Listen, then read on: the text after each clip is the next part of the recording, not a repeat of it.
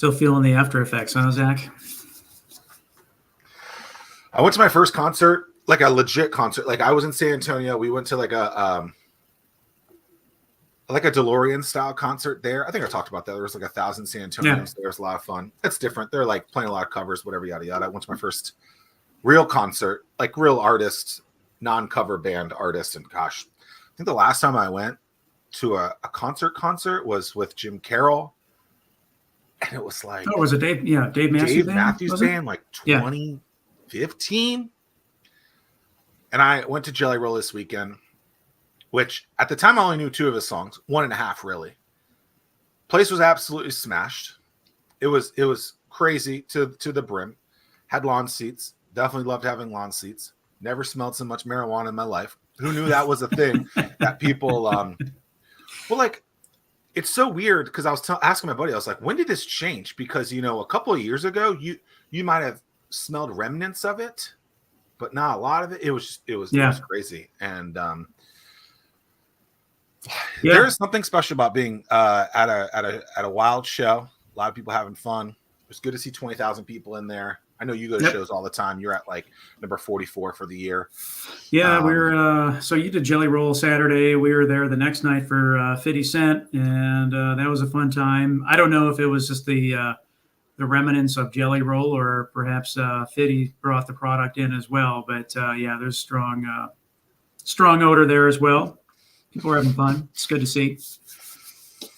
Yeah, it's I don't know. There is just something special bringing people together. It was a very positive crowd, and it's nice to remember that music brings everyone together. That's what I love about it so much. It's a ton of fun. We have the ability to do that, and it's fun. Tom, what was the last concert you went to? Are you a music buff? Are you?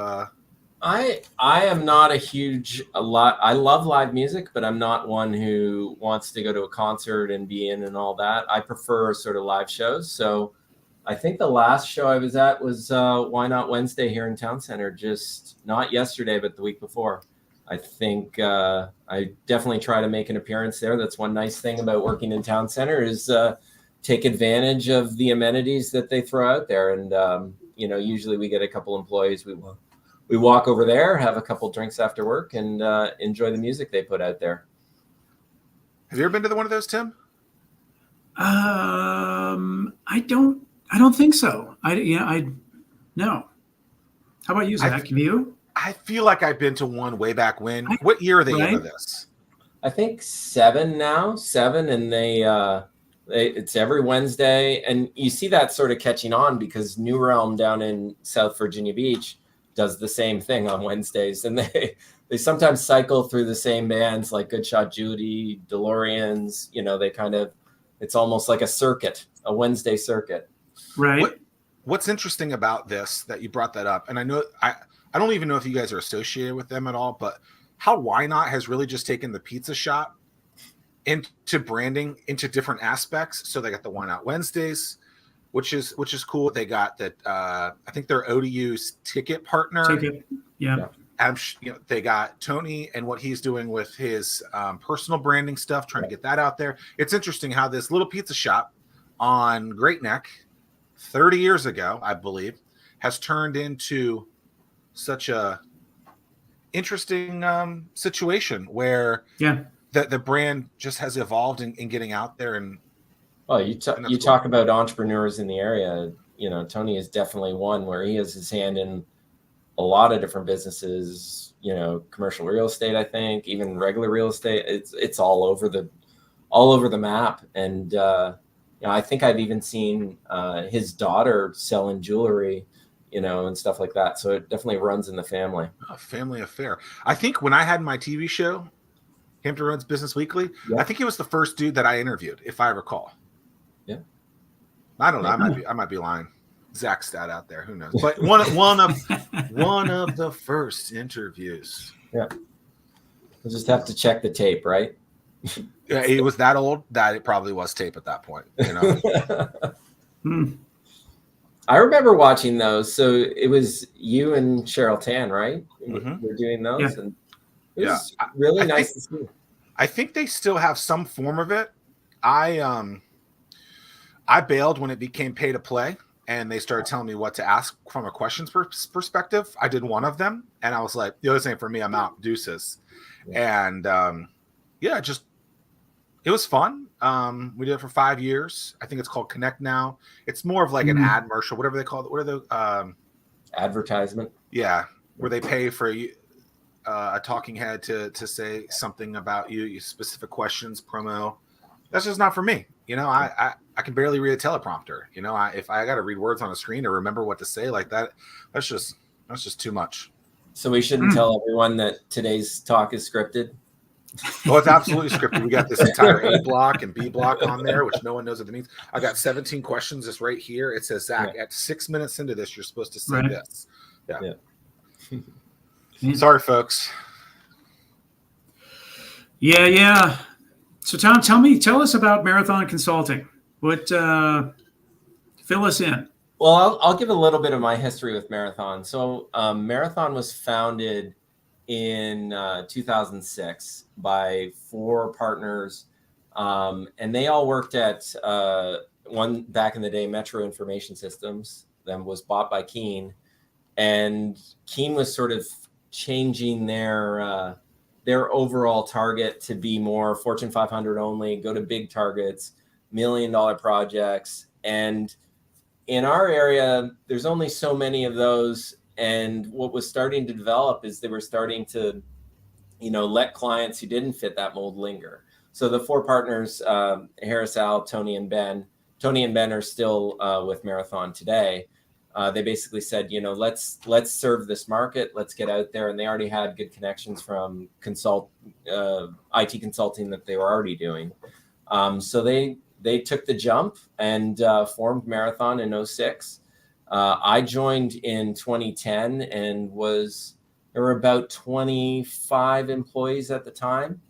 And, I came from a broadcasting software development background. So you can thank me for all the widgets on the screens and, the peacock that shows its tails and things like that. But I was from that development background.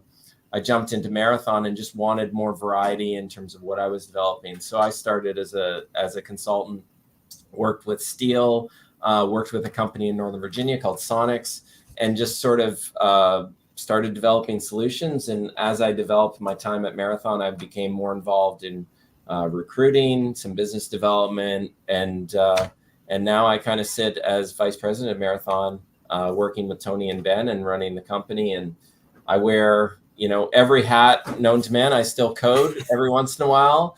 I still get out there and recruit. We were at the local SQL Server user group last night, sponsoring and sort of getting involved there. And I'm passionate about really what my clients are trying to do and trying to find solutions and making sure Marathon's a great place to work. Now we're about 115 people, and basically from a services perspective, we serve, custom app development. That's really where Marathon got started. Anywhere from, big web applications, desktop applications, enterprise applications, mobile applications as well. Web development more on the digital marketing side. So anything with the CMS, anything that's really public facing and large website development in that area. A lot of data solutions development. So data analytics, warehousing, a little bit of machine learning, and then spreading into IT advisory. So to make all these projects work, we have a lot of PMs and BAs on our team to make sure that what we're developing is on time and actually what the client needs. So there's a whole array of things going on there. But, Marathon has meant a lot to me. It's been 13 years of the majority of my professional development career. And I've loved being here and love where we're going as well. That world's changed a lot from, when did you say it started? 06, 07, something like that? 06 Marathon started, yeah. 17 years of that. I mean, the iPhone wasn't even out at that point. Obviously, that completely changed the world to mobile development stuff in there. I've been in that world for some of it. Tim's been in that for some of it. It's so wild. How do you guys be on the precipice of what's next? and to actually invest into something like that, because I feel like it's a very risky thing to do it and a very risky thing to not do it, because you know that so many people could jump on that thing, and it's it's just so wild that if you really were to look through the timeline of those 16, 17 years, how many new like ridiculous things have come through that, and still not a single back to the future hoverboard. Like someone has got to do this thing, but it's just, you look at it and you're just like, wow, like, so how do you know what to bet on and what not to? Well, I think from our perspective, we look at delivering solutions, right? So the one thing I would highlight is from 06 to now, if you're a strong developer, you're finding a way to contribute to whatever team or whatever development you're working on. You find that still at the end of the day, a logical mind, can put pieces together, can understand how a system works, can still deliver. And that's really where we look at it from our perspective. We are a Microsoft partner, so we've definitely developed in the Microsoft ecosystem and kind of rode that wave as that trend changes, as they go to different things, as they embrace open source. We've kind of rode that wave, but we've never said, hey, we are the experts and we're only going to do SharePoint or something like that. We've never married ourselves to a technology stack or anything like that.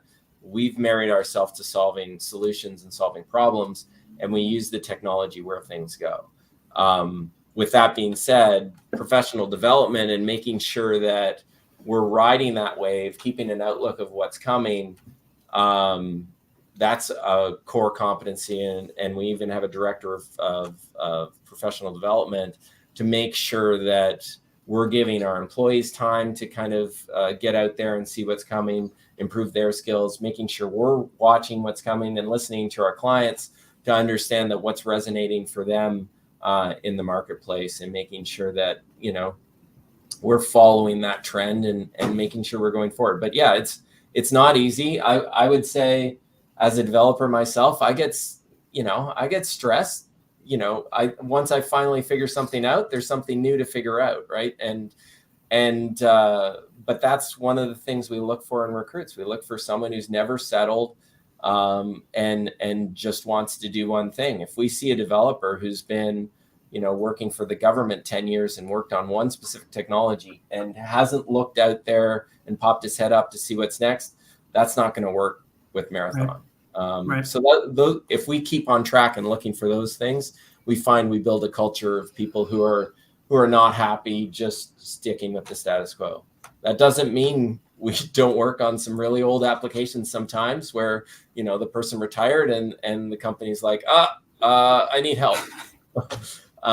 So we definitely are in those circumstances a lot, but, we really strive for that variety, and maybe we, help prop up an old application and keep on putting, Band-Aids on to make sure it keeps functioning, while on the side, we're putting together a proposal to replace this thing and modernize and get it up into the cloud or wherever they need to go.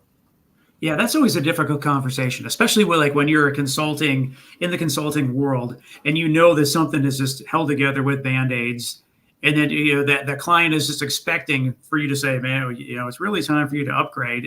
But the reality is, it is the time to upgrade. It's not you trying to make a play to have follow-on work to generate more revenue. That's always been a tough conversation. How do you navigate conversations like that, or is it just a matter of building trust from the beginning? It's building the trust. It's being there when the problem happens, right? And saying, okay, we'll get you through this, and then let's talk about, how to make this sustainable. And really, that's one of the, things at Marathon is we do not want to parachute into a project and parachute out. That is not our goal. Our goal is certainly to do a project and roll it on to the client's, capabilities, and they continue to build on it. But we want the client to know that we're not looking at the end date and just waiting to get out and move on to our next project. Like maybe you might see a road warrior do who wants, I'm coming in for my 3 months project and then you'll never see me or hear from me again.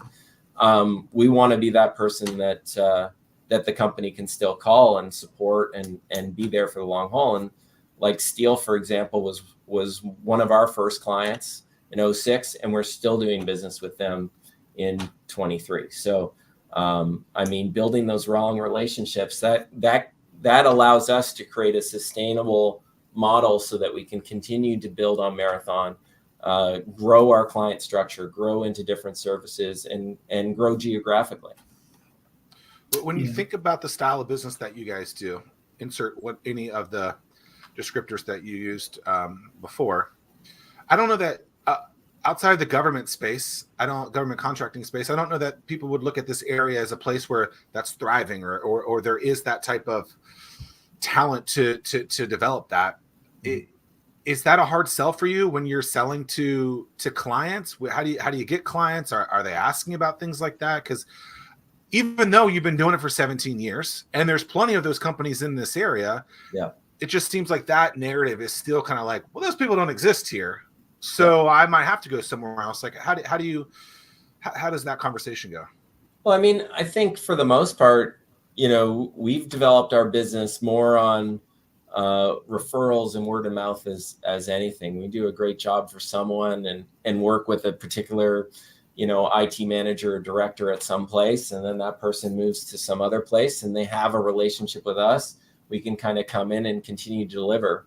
I hate the narrative that, we're backwards in terms of technology or we're not, on the cusp. We're not in Boston. We don't have an MIT next door. That is not, I don't think that is a fair comparison. Maybe we aren't the hotbed of, we're not pumping out software engineers daily, but we have a lot of great universities in the area. The problem is pulling talent into Hampton Roads that want to stay here. And we've had a lot of success doing that. But there's challenges. It's hard, if you consider we find a strong software engineer coming out of CNU, for example, and we give them an offer, and then Amazon in DC is trying to fill a quota and they give an offer that's, 50% higher.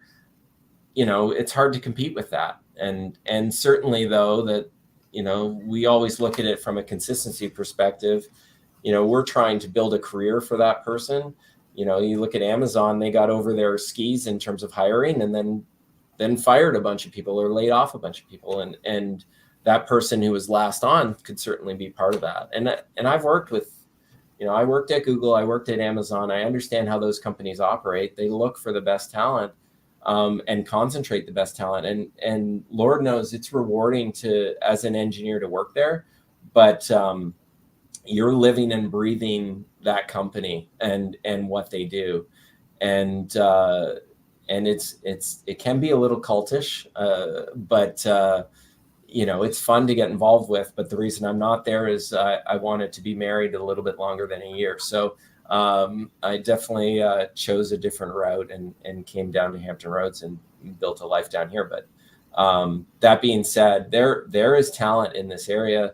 We're lucky to work with a lot of that talent. There are talent at companies here. There are companies here that are doing great things.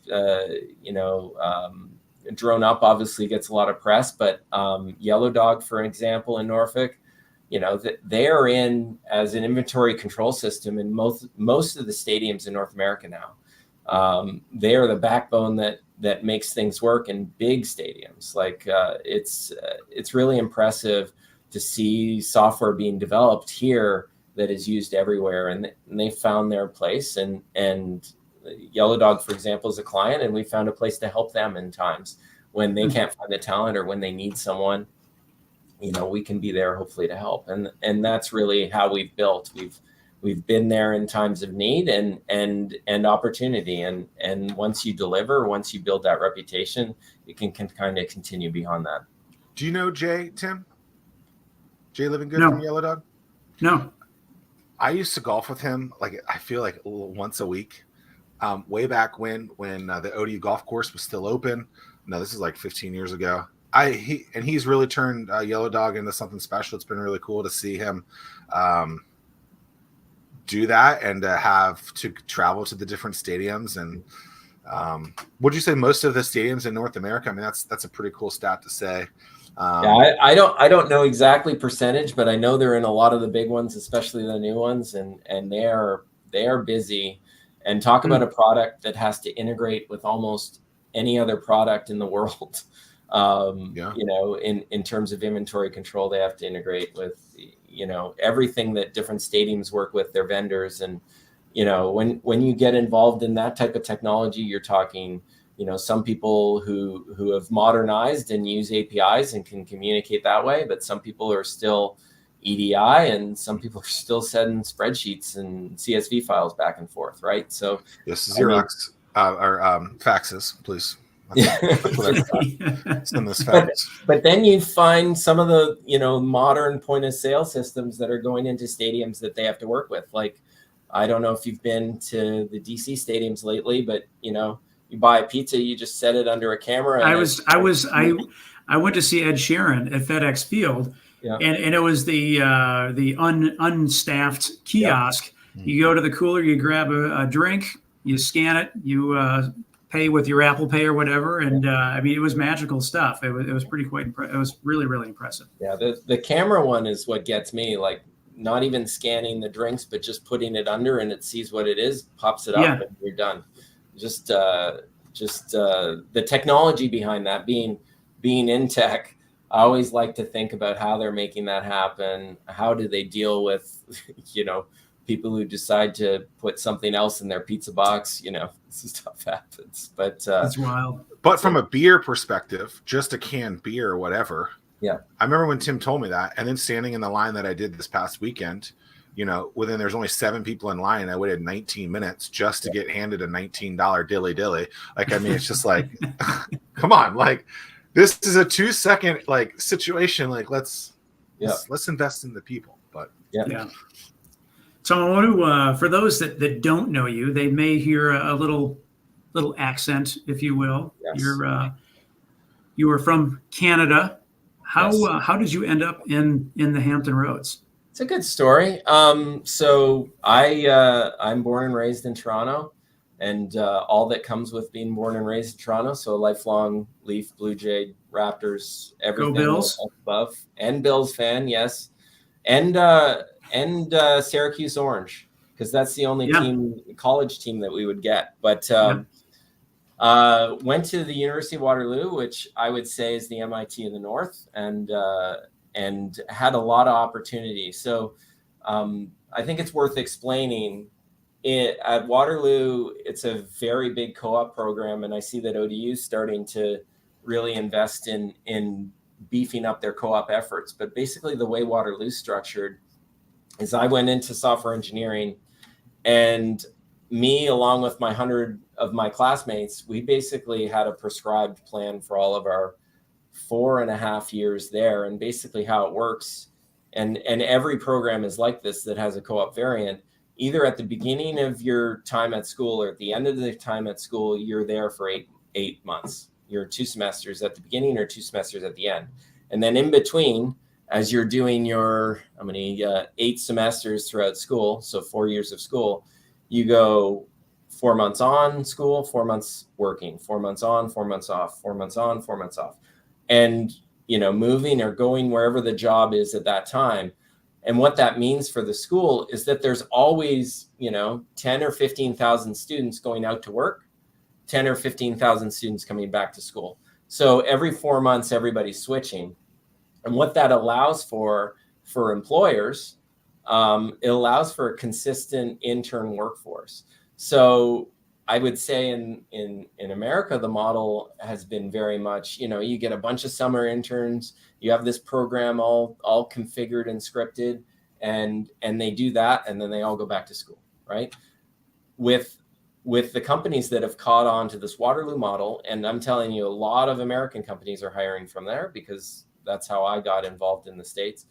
They come there every 4 months as part of a repeatable pattern, fill up their intern queues, get them on teams that need interns, and go from there. So Microsoft, Amazon, Google, Texas Instruments, Dell, and a lot of companies from New York in the financial space as well, Morgan Stanley, Goldman Sachs. a lot of these companies would hire their interns from Waterloo and just turn them over, and it's a repeatable process. So you don't have to figure out, I don't have to go on an intern roadshow at 15 universities at school. I've got a great candidate. The school was very good. Waterloo was very good. So I've got this great pool of candidates that I know I'm going to have a pool of candidates in the areas I want, learning what I want every 4 months. So that started. And I think that's worthwhile to talk about because that kind of co-op program is super interesting. But how did I get to the States? Basically, I started interning with a broadcasting company called Leach. Leach is headquarters in Toronto, but Leach had an office here in Chesapeake, Virginia, and in Burbank. So there was an office that did a lot of routing equipment, video routing equipment here in Chesapeake. After doing a couple internships in Toronto, I said, hey, I want to do something new. The Chesapeake office said, we'd love to have you. And I came down here in 2004, did an internship, fell in love with the area, then went to work on the West Coast a little bit as part of another couple internships. And when school ended, I had I had the privilege of choosing from 4 or 5 job offers, which is, I know, not the norm, but super lucky. And I chose to come down here in Chesapeake and worked for them for 5 years until the big bad Toronto office said, hey, we want to close the Chesapeake office. And I said, I want to stay, and found Marathon and went from there. But, both my wife and I, Diane and I, decided, Chesapeake was the right place to us on the East Coast, only a day drive back home, and was a really cool area, and that you still get the 4 seasons, but you get to live like a tourist if you want. 3.5. Yeah. 3.5. 3.5. One day of snow counts. One day of and snow. that's all. Yeah, and it's a quick reminder. That's all you need is one day. Yep. Well, speak for yourselves. I mean, so you say that about school. This doesn't have to be a big school bashing situation. But it seems like a lot of schools don't do that thing that you're talking about with Waterloo. It sounds extremely smart because you put kids through this system, some 2, some 4, some more than that. But then they're sitting there, they're SOL. They're like, well, what do I do now? How do I find this? And it's that missing piece of hey, I'm going to go work here. I'm going to do this. And it's I don't think I was ever, I wasn't forced into having an internship at WVU. Which I think is a challenge in itself, because I think that would have taught me a lot of things. But to be able to actually start working and getting in the ground level at some of these businesses seems to be that missing piece of the higher education. Are you seeing? I think you said maybe ODU is starting to do this. Are you seeing schools start to do that? Why do you think they're not implementing that stuff? Because one of my other deeper questions was going to be, I remember way back 15 years ago doing Titan stuff, even just having friends in the tech space. Mm-hmm. They're they go to school, but they're so far back on the coding world that they're not learning anything that makes sense, yet that's what they think they have to do. And so I don't know, what's the my view today state is of tech at the university level. Yeah, my view today is a lot different. I think a lot of the universities that we deal with, and we've dealt with students from, CNU, ODU, William and Mary, Virginia Tech. I think we had one UVA intern at one point, but and George Mason as well, trying to get involved with VCU and University of Richmond. But what they are learning is relevant. It's not like schools are completely only teaching theory, and then once you get them in front and say, hey, I want to work on an Angular app on this website and develop this, they're like, oh no. A lot of times they're seeing things, whether it be even starting in high school or doing little programmatic challenges on the side, they're getting involved. And in students that we're looking for either a traditional internship or a full year internship where the students going to school and working, which for a lot of people that I've met, kind of coming up, that has been a great solution where they just kind of make their own internship. But, for the ones that we have been seeing, their technology stack has been more relevant. And in the screening process, we're really looking for those people who can kind of jump in, and people who've shown a penchant for learning. For example, our recent intern, he had a project I look over my shoulder because he's sitting over there. He had a project where, he was big into Super Smash Brothers, right? So he ran the club at William & Mary, and he decided to build an application that would basically lay out, a tournament form and factor and create an app that sort of would line everybody up and take away a lot of the, repeated organization. When we see someone who's doing projects like that, who's applying technology to real world problems that they're facing, those are the type of people that we want to be talking to. And I'm seeing more and more of that done, but there is a set of students who go to school and just expect to know what they have to do at the end of the day. And those are the ones that I think, it's hard to connect. They are either missing someone in their life to kind of connect things to reality. And, I see with interns that come our way, it's definitely a lot of times it's a friend of a client or a parent and says, hey, I know this kid is coming up. You want to take a look at them? And, they get to us that way. With interns, it seems to come many different ways. The thing where I contrast Waterloo is it was just that formal orchestration where, you were running through a process. It was an intern factory, right? And companies could come there and know what they were getting. It's like buying widgets instead of trying to figure out every time what they're doing. They had a method to that madness. And I know there's many schools in the States that have kind of adopted that model, or they might have stole the model from someone else. But I did see recently that ODU is trying to really get serious about a co-op program. I don't know how they're going to implement it yet, but I know I think Dr. Barbara Blake is in front of it, and I've worked with her on Lead Hampton Road stuff in the past, and certainly interested to see what they come up with because we're always looking. What year were you? Lead Hampton Roads? Lead Hampton Roads best class ever, 2018. Damn it, you stole my line. I was going to say that. The best year. Why do you guys always say that? That's the thing. I don't know. It's programmed. Right. Do they still do What? that? It's called 757 Lead now or something along those lines. But yeah, it's still run. And, I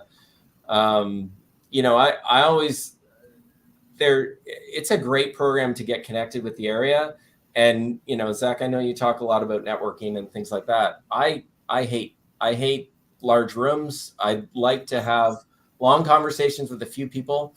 And that's how I operate. So when Lead came about and I'm like 50 people where I'm going to spend about 10 days with these 50 people and get to know all of them, that worked really well in my favor, plus learning about the region at the same time. So I think, that model speaks to me. I've stayed in touch with, probably at least 50% of my class, and we see each other throughout the region all the time, or, are good friends now and do things together. So it's a great program, absolutely great program.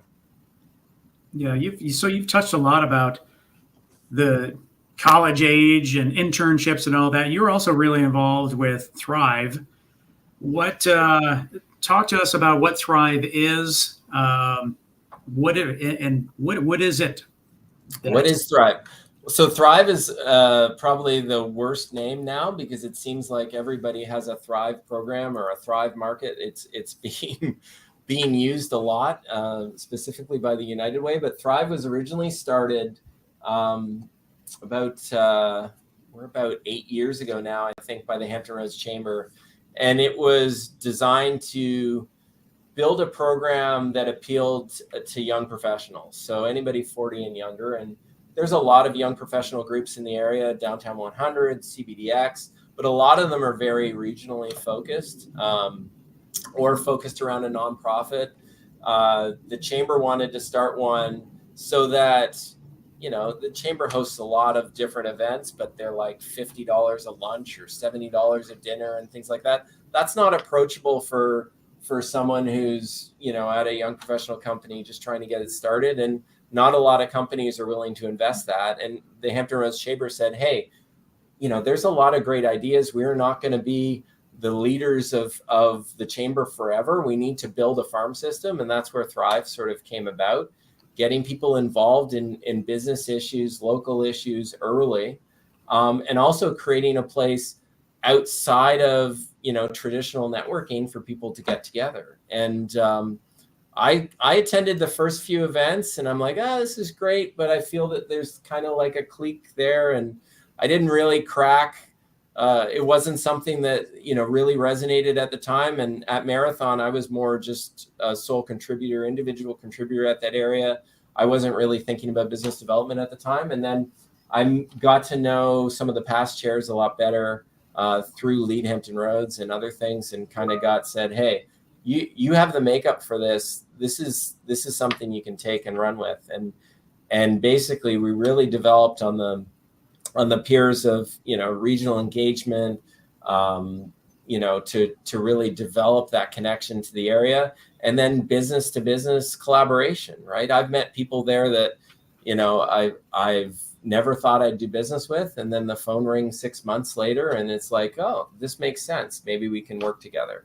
But just meeting people outside of our normal swim lanes is really how we get, we move beyond what we do. So Thrive was a great way to do that. I stepped up after COVID to be chair after sitting on the board for a couple of years, just because it was the right time, and I was getting older, and as you can see, getting a little grayer, and I was going to hit that 40 mark pretty soon. But I wanted to leave an impact, and something that I really was passionate about is getting people involved. At our company, I love to get people involved beyond just, hey, I'm going to work my 9 to 5 and go home and move on with my day. There's more to that than just coming in and working. There's an impact you can make on the community, and Thrive has a big, nonprofit aspect to it too. We pick a nonprofit every couple of years and really strive to bring people and funds to their campaigns. And right now it's Reach, Reading Enriches All Children, which is it ran the free bookstore in Military Circle. That's no longer in Military Circle. They've relocated up to Janif, but really great program, and something that doesn't necessarily get a lot of people behind it. A lot of companies will donate time to the food bank or things like that, but some of the smaller nonprofits, it's really hard to get people out and about, and Reach has been one that they've been able to interact with. Now being over 40, I participate a little bit on the board, but it's something that I'm still passionate about and really hope for success. But struggling and coming out of COVID as a networking based young professional organization has been difficult, and certainly been a challenge, but a fun challenge that we've tackled, and it's gone quite well, I would say. I always just found it really just the irony behind all the different meetings that I've been in, where it's like, how do we attract and retain the younger professionals? And then you look around the table and you have no representation from an organization like Thrive at all. So it's just like, well, step one would be inviting the younger professionals to the table so that you can hear firsthand what it is that they're looking for. Or any young person in general. It doesn't even have to be Thrive. Right. I mean, it's just, yeah. Like I used to piss off so many people in meetings like that too, because I would say something like that, or they'd be like, "This is diverse," and I'm like, "Really? Like, I don't see a single person of color here. I don't see a single chick here, a woman here." Like, I'm just like, "Are y'all idiots? Just like listen to yourselves. Like, why is that? Like, learn what diversity means. Like, you want these things, whatever." So now that you're, it sounds like you're over 40. What's the over 40 Thrive? Like, is there? Well, I think you just retire into going to normal chamber events and things like that. And I found back to the $50 to $70 chicken plates. Got it. I guess I'm in a place where I can do that now. No, I like to stay involved in different things. I've kind of taken, the Thrive was almost like a full part-time job. I was doing 2-3 events at least a month, plus meetings, plus keeping track of everything. So I've kind of taken a step back there a little bit, but I've kind of, I've been involved with, the Hampton Roads Innovation Collaborative, now known, oh gosh, help me, Tim. Innovate Hampton Roads. Yeah, Innovate Hampton Roads. Thank you. It's not like I helped design a logo or anything. But that's something that I'm trying to lean a little bit back into. Technology in the area is something that I'm passionate about. we attend a lot of stuff in Richmond because we have an office up in Richmond. So we interact with RVA Tech a lot. It's a different world because of the amount, they basically have 3 or 4 full-time employees running their tech council. And it's a totally different than what we can establish down here, where we have, Tim, and then we have a bunch of volunteers running around trying to do the best we can. And it's different. And, I don't see a reason why we can't be there. We don't have the same, I would say, corporate dollars that they've been able to pull together in Richmond in the tech space, but certainly we can make an impact down here. So that's something that I'm trying to spend some time towards now. When it comes to convincing your company, your boss, whoever at your business, that you should go and do non-direct related sales / education / non-profity things like you're talking about, what's the pitch? The pitch is, if you're passionate about it, the pitch comes naturally. I think you always say that, for example, lead Hampton Roads. I might not make any business from going and spending 10 days out in the wild, but I'm going to learn something. I'm going to pull something together, and I'm going to pull some contacts together that might lead to something. And, I think that's a lot better use of funds than just going in and saying, okay, I'm going to sponsor this event for $5,000 and we'll have our logo up there and maybe we'll get to talk 10 seconds or 2 minutes, 5 minutes and say a few things and then move on with our day. I'd rather create relationships, and that's the pitch I can make to break free a little bit. And certainly I would say the way I've structured it in the past, the investment has been as much on me as it has been on, some latitude from Marathon or some understanding from the business to be able to break through and do some things.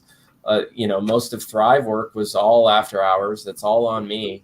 It's just a matter of, hey, can I get some understanding? Can I get some push on this? And most of the time a company is going to be rolling over saying, you're going to put in more effort and you're going to wear my banner out there. Go. And I think if you make that pitch, it's easy to do. And we've supported people, at our company as well, even people who are serving on Virginia Beach committees and things like that have nothing to do with technology. We understand the value that could bring someday, the contact or the connection that can make.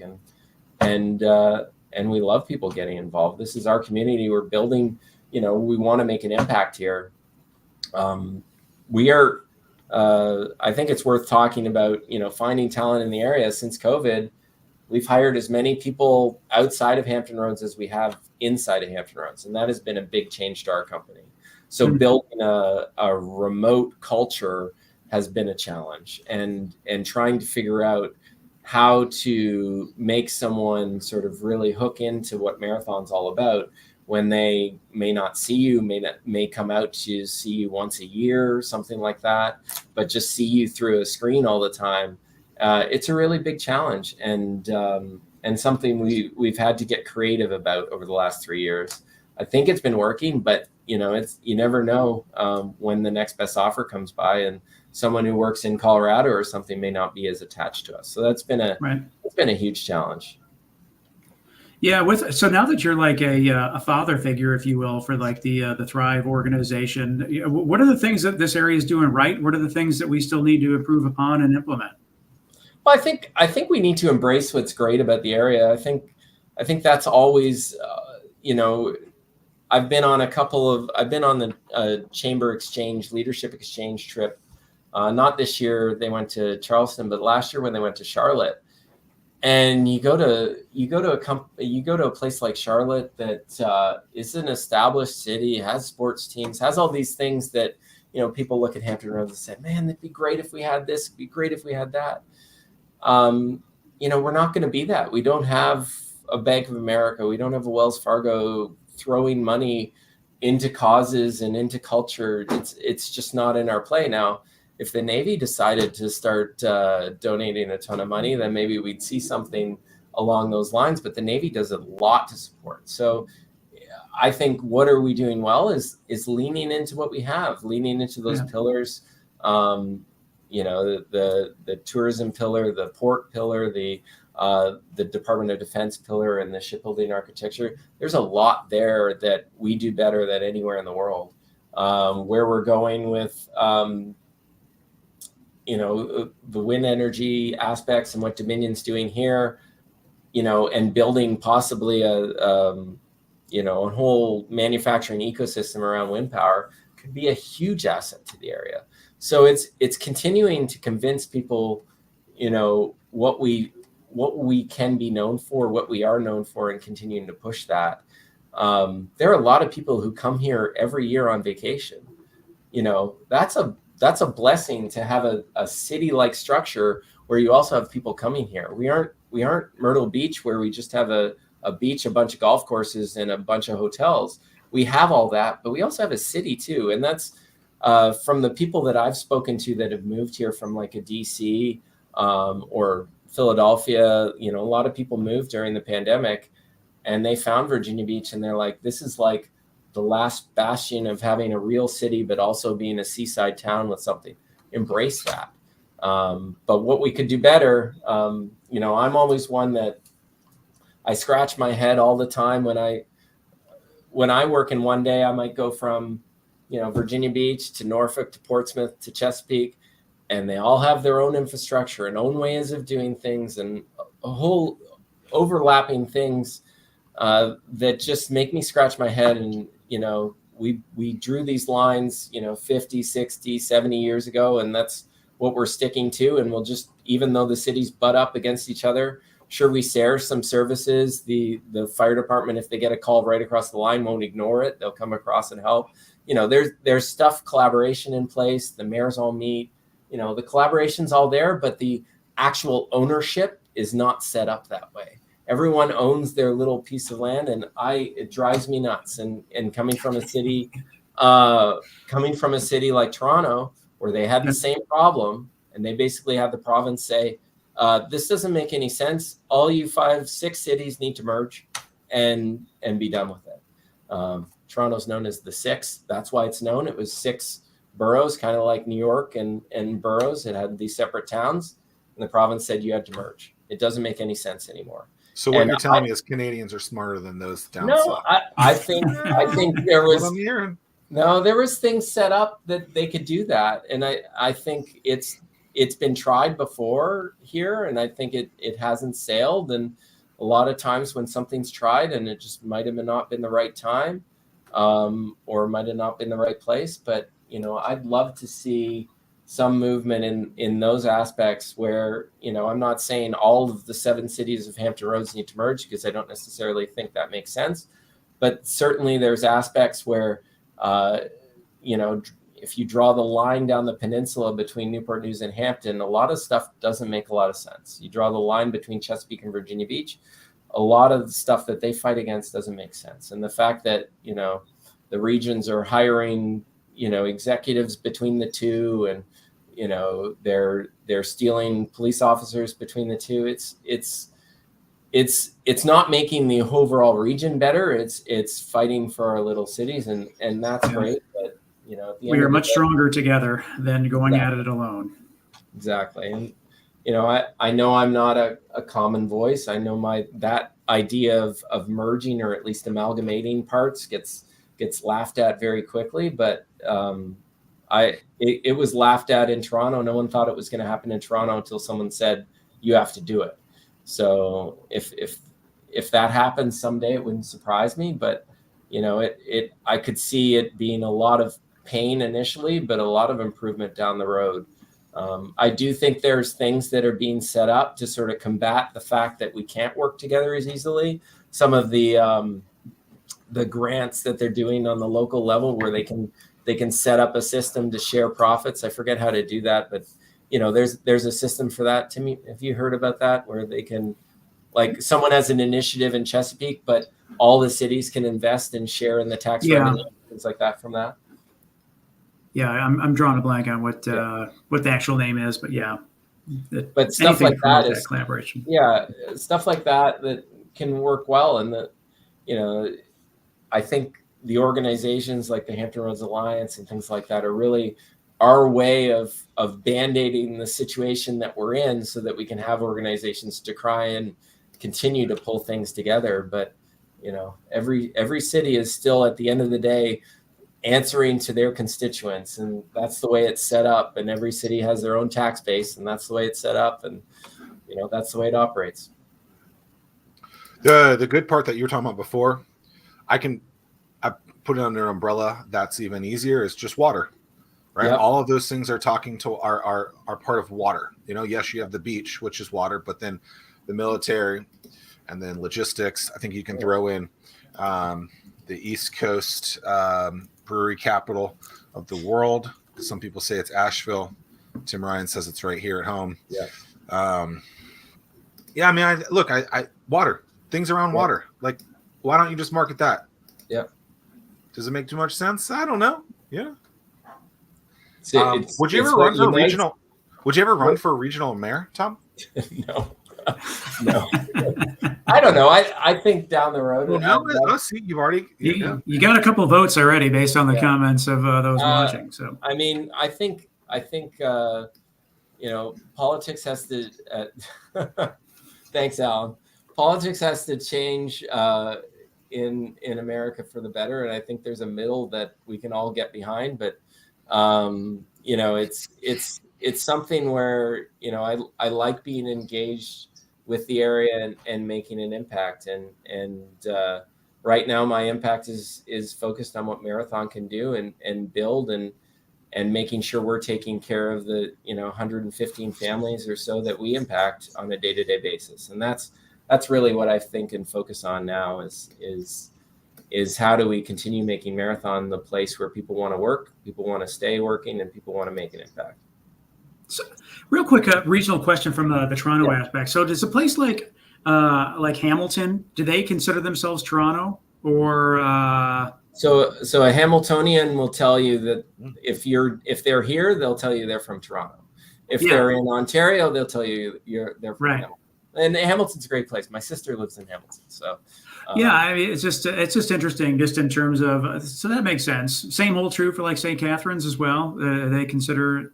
I think St. Catharines would say we're in the Niagara Falls is an identifiable spot. Yeah, I think they can say Niagara Falls and know where you're from, so they probably say that.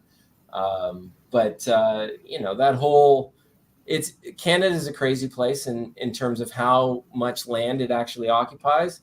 And then, you know, I think it's 60 or 70% of the population is within, you know, the 50 miles of the US border.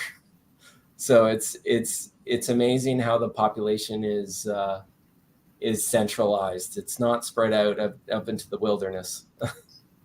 Where all the fires are taking place. You still catching heat for that? No, I try to stay. It's not my fault. I didn't start the fire, as they would say. Well, we'll be the investigators on that. Yeah, I wanted to get your take on you're a vice president at Marathon. You started up through IT and coding. Did you always have a desire to play that leadership role, or what's your take on like promoting coders to leadership roles when it's a matter of them just being there longer, not necessarily because they want to play a leadership position? So we have many of our consultants who were that person who developed, you know, became senior, and then, hey, there's a, you know, development manager position open, and they became that, and then they hated that.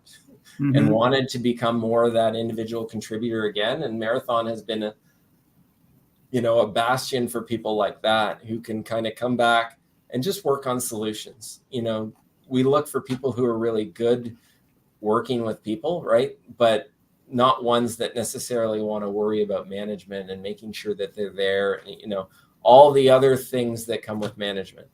Me personally, I always had a little bit of a leadership knack to myself. I did a lot of youth leadership through high school in a program called Air Cadets, which is in Canada. Here, I think they call it Civil Air Patrol, very similar. But I spent 3 summers in Cold Lake, Alberta, one on course, senior leaders course in Air Cadets, and then 2 summers teaching that course or being staff on that course, which was maybe a little bit power trippy when we were on staff, but certainly was a great way to develop leadership skills. And I kind of put those in the back pocket for a while, just developing and building solutions and being a coder. And then, as opportunity erupted, I'm always one, when I went somewhere, I wanted to do new things or wanted to try new things. And it always erupted to the point where, hey, I'd love to, sort of exercise that muscle, and marathon gave me some opportunities, some leeways, and it really just evolved into that. It wasn't something that I stretched out or did. It was just something that we evolved into. Two-part question. Let's say there's someone who is coming here for the summer, as many, I would think hundreds of thousands, millions of people have this year. You're the Uber driver, Tom, the Uber driver. You're driving these people around, and they ask you 2 questions. Number 1, what food item should I go get that is like the Hampton Roads, the 757 food of choice? And number 2 is, what's the second part of this question, Tim? I always forget. What's the icon of this area, like the landmark of this area? Where is that? What is this area known for? Well, someone's always going to be upset if I come to an look, you know what? You're already running for mayor. You're running for mayor. You piss people off. You're fine. Yeah. Yeah. I would go back. People have answered the same way. Yeah. I would go back to, when I first came down here in 04, what were some of the first things people showed me? And that was the beach. That was the landmark that spoke to me, something I didn't have back home. Toronto has a beach, but Lake Ontario beaches are not beaches. So the beach spoke to me. That's the landmark of the area. That's where people are coming here for and coming to see. I would say, since I've gotten to know Hampton Roads a lot better, there are a lot of places that I've discovered through lead or through clients or through various things that are great. There's great restaurants out in Suffolk, like Fin and Tonic, for example. There's Phoebus is one of my favorite places to go, and I know that's been mentioned here before, but Phoebus is a great place where there's something that you like there and you can find it. As far as food that I would tell people to try, this is not a food of Hampton Roads, but if I ever have time and just want to get something, I'm going to Taste of Maine, or which is the lobster roll place in Great Neck. They also have food trucks, but their lobster roll, or actually the rock crab roll is the food in Hampton Roads that if I had a choice, I would go there. People talk about that. They do like that. Yeah. It's not poutine, but it's close enough, right? Poutine or Putin? I don't know. I'm not Canadian. I'm from the great state of Washington, D.C. Yeah, it's a great state. I don't know if it is a state. What is it? The district. What district? Whatever it is. Who cares? Taxation without representation. People will be like, I can't believe you don't know. You just said it's the district. Okay, I called it a state. I'm not running. Tom is. Like, it's okay. I have not declared anything of the sort. What would your guys' answer for the food of Hampton Roads be? Well, we continue to ask every guest that question, just because there's not been a real winner in this. Everyone's been all over the place. So the white sauce from Plaza Azteca is probably one of the leading candidates, but Orange Crushes is probably 2 in there. Orange Crushes. Yeah, I mean, anyone that's going to be down at the oceanfront, I definitely tell them to run down to Waterman's and have an Orange Crush from Waterman's. I mean, they're all doing them now, though. Some form of it seems but Waterman's is they're like the pets for cheesesteaks in Philly. You got to go to the OG, the original. Yeah, or the Shack, right? The Shack's probably the easier place to go and just chill and grab a crush. Grapefruit crush. Well, I'll tell you, and Tom, you can appreciate this. Zack and I will hit Dirty Buffalo, and at Dirty Buffalo, they have a Loganberry crush, and Interesting. That was the first time we were sitting at the bar before a concert, and I heard someone mention Loganberry, and I was like, man, I haven't heard Loganberry in so long that so then I had to partake, and it was great. I'm not very happy with Dirty Buffalo right now, so we got some talking to do. We got some challenges with them. They took on my favorite item off the menu, which who does that? Do they know who I am? I mean, like, whatever. I'm mad at them. Their wings are still great, but hey, you just got to start up your own no. Bite of Norfolk video series. Get them involved. They have that. Eat with Bite. City with Bite. City with Bite. Yeah. City with Bite. What's something we haven't talked about that you want to talk about? I mean, I'm just happy to, I think one of the things that we didn't talk about is recently Marathon, bought a company, which was the scariest thing I think as business owners that we've done in quite a while. We bought SQL Data Partners, which is a consulting company out of Richmond, and it just made sense. It's like one of those things that comes to you and you're like, hey, this is a piece we're missing. We put that puzzle piece in. I think it fits right in with our company, and we make that happen. And we decided to do that in May after talking to Carlos, who was the business owner for, over a year, and kind of just saying, hey, does this make sense? That's one of the more interesting challenges as a business owner that we've had, where, we sit around the table and said, why should we do this? And why shouldn't we do this? And kind of doing our own SWOT analysis. And it was a leap, but a leap that's worked. And so far has been really interesting, engaging another company into our company. Now they were smaller and fit well, but it's like hiring 10 people all at the same time. How do you like, it's like a shotgun blast of culture. How do you put that all out there at the same time? Whereas new employees, we can kind of ease them in, kind of get them involved with our team leads. Acquiring a company like that is super interesting as to how you orchestrate it. And certainly is going to make us take a pause before we do the next one. I don't think we're on an acquisition binge or anything like that, but certainly one of the things we've done. From a cultural standpoint, how long, how important is that to fit into your culture, and like what kind of due diligence process goes into something like that? A lot of discussions, a lot of meetings, and a lot of saying, hey, how do you operate? Also trying to figure out the dollars and cents of it. Does it make sense? Is there value for both, Carlos, selling his company and us acquiring his company? Does that all line up? You really have to get into it, and you can't like talk to his clients. We had a couple of references where we talked to, but you can't, go out there and say, hey, so if we, bought this company, you'd still work with us, right? Those kind of things are a little bit of a leap of faith, and you hope and judge from the relationship that he's developed with his clients that it matches the same kind of passionate, development we've done for our clients. We try to step above and beyond, and we found the same match there. And if that aligns, we were ready to go.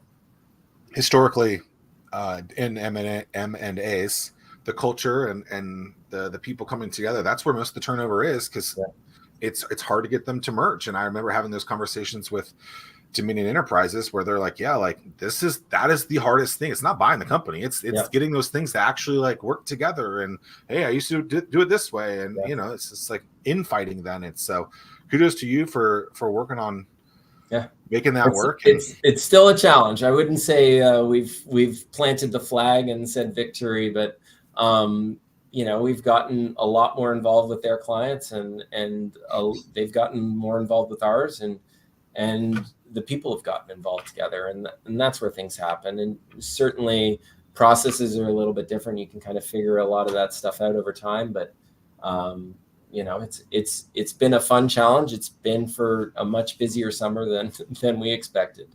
Much busier May, especially when everything went down. So it's been exciting. Congrats. Yeah, it's a big step. Yeah,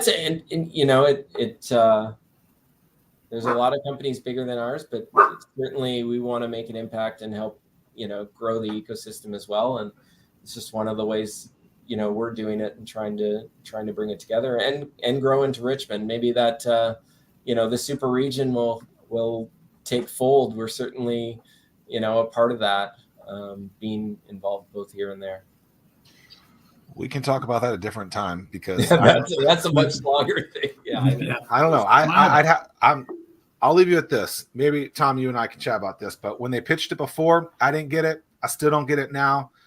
On the surface level, I get, putting those things together, but I don't know. It seems like it is interesting. I mean, just in the sense of like today, for example, they opened up the express lanes all the way to Fredericksburg now. And, it's just crazy to see how Northern Virginia just continues to inch its way south. And boy, Fredericksburg will still be the hell of all traffic on 95, though. It'll still be bad somehow. The coolest thing of the super region, I think, is the idea of planting a flag to make this area a true digital port like Marseille and other places. I think that is a very interesting development and something that I'm kind of watching. Certainly, we as Marathon, you think we'd play directly into that. It's not going to affect us much other than, if big data centers attract big companies here. But I think big data centers will attract lots of computers. And, from my history working at big companies, we just used whatever data center we had access to. Didn't matter where we were. So we'll see what happens there. But it's very interesting. We will see. Yeah. Tom, appreciate your time. Oh, Tim, good seeing you. Great to see you both. Thanks, Tom. Appreciate it. Thank you, guys. Pleasure being online.